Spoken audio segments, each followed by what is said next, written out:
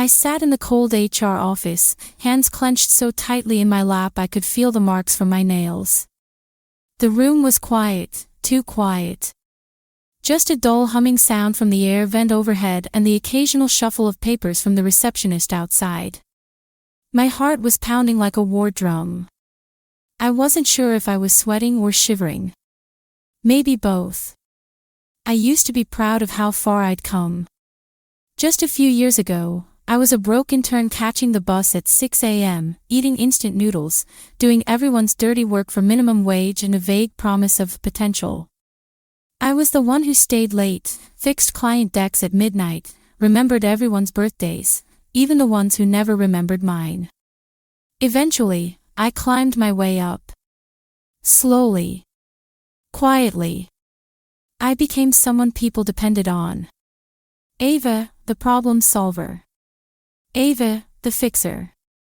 But somehow, even as I did the hard things, the smart things, the invisible things, I kept getting passed over. I wasn't loud enough. I wasn't flashy. I didn't flirt or schmooze at office parties. Then came Daniel. Daniel, with the easy smile. The kind everyone loved by default.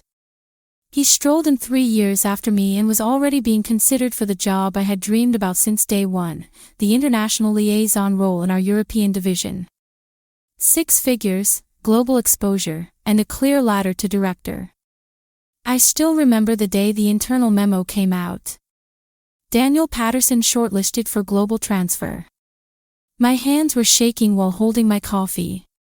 They always picked the nice guy. No one saw what I'd done for this place. No one saw the work I buried myself in while others took credit. And it made me wonder, maybe I wasn't overlooked because I wasn't good enough.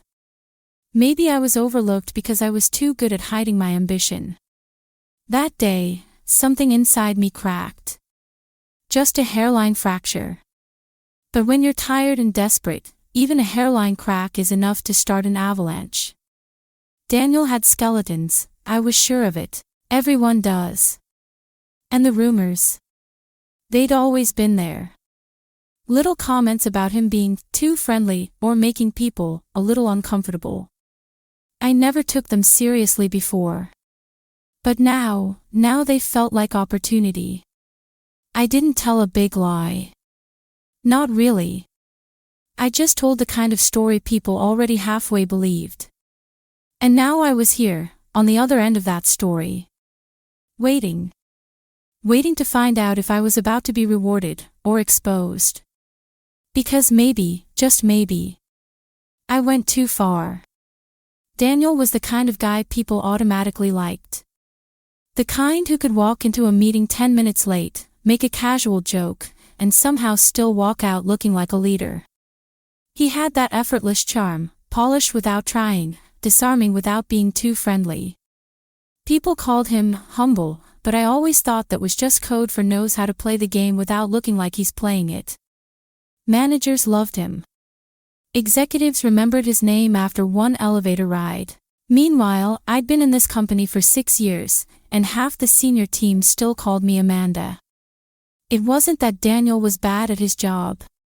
He was actually really good, sharp, quick, reliable.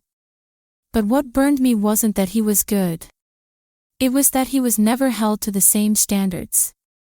When I stayed late to fix a team mistake, it was expected. When Daniel did it once, people treated him like a hero.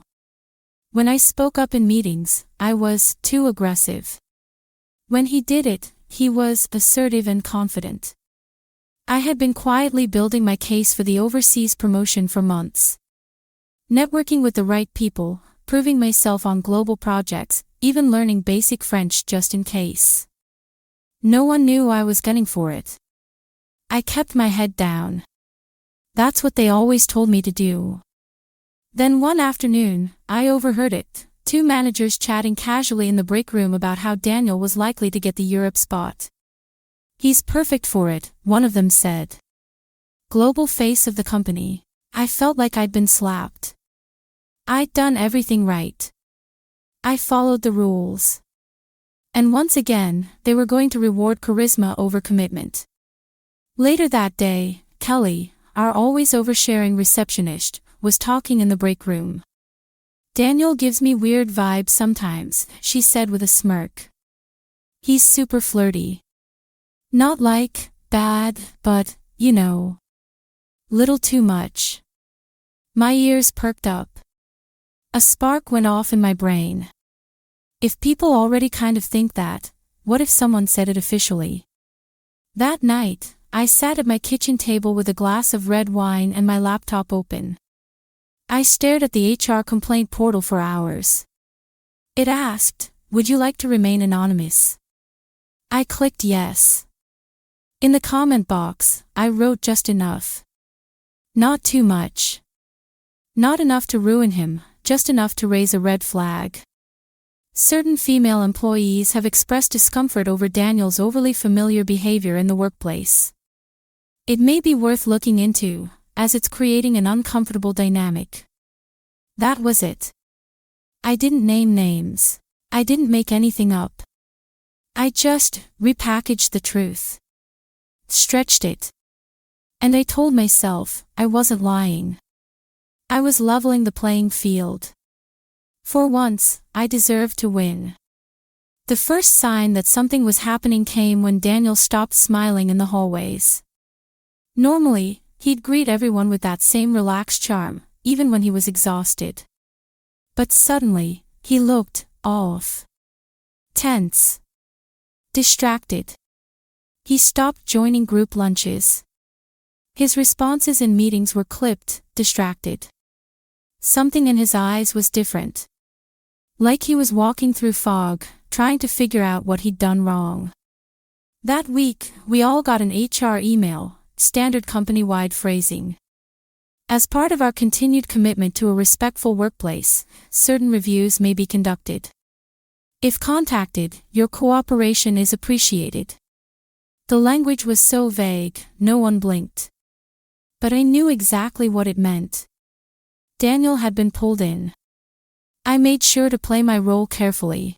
One morning, I found him in the break room, rubbing his temples, a half-empty coffee in his hand.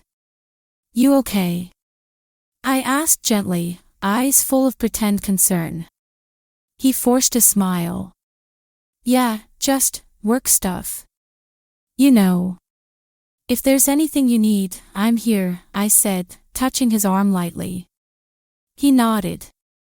"Thanks, Ava. I appreciate that." God, he looked tired. And part of me wanted to say something. To undo it. But then I remembered all the times I'd been passed over.